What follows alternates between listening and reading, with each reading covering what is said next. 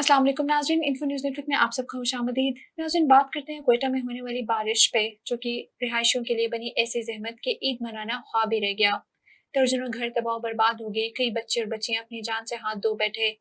क्वेटा की electric supply company भी out of order हो गई। प्रोविंशियल डिजास्टर मैनेजमेंट अथॉरिटी के मुताबिक 4 मौतें रिपोर्ट हुई। यहाँ तक कि बोलान डिस्ट्रिक्ट में काम करने वाले कई वर्कर्स भी अपनी जान से हाथ धो बैठे।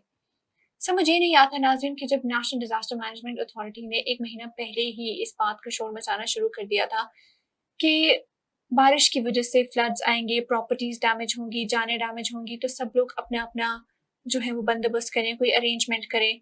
रिहायशियों को अल्टीमेटम क्यों नहीं दिया गया? अब ये तो प्रोविंशियल मैनेजमेंट अथॉरिटी का काम था ना कि अगर बारिश आ रही है और कोई मसला होने वाला है या उनकी जानों को नुकसान है तो उनको 48 आवर्स कम से कम भी अल्टीमेटम दिया जाए कि वो अपनी प्रॉपर्टी और अपनी जानों को महफूज कर सके। चलिए, अगर प्रॉपर्टी को सेव नहीं भी किया जा सकता क्योंकि नेचर तो किसी का एहसास नहीं करती है, लेकिन अपनी जानों को तो बचाया जा सकता था।